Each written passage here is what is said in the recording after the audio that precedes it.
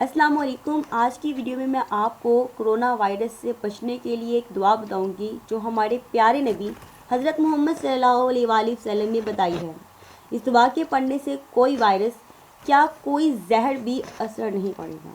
اور وہ دعا ہے بسم اللہ الذی لا یضر مع اسمہ شیء فی الارض ولا فی السماء وہو سمیع علیم.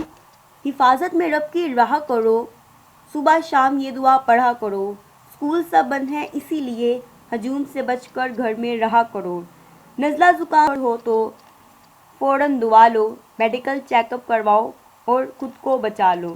ہاتھ منہ پہ نہ لگایا کرو. یہ کرونا ہے بھائی ہوشیار رہو. حفاظت میں رب کی رہا کرو. صبح شام یہ دعا پڑھا کرو. Thank you so much viewers to watch this video. Please share, comment and subscribe to All in One channel. Thank you.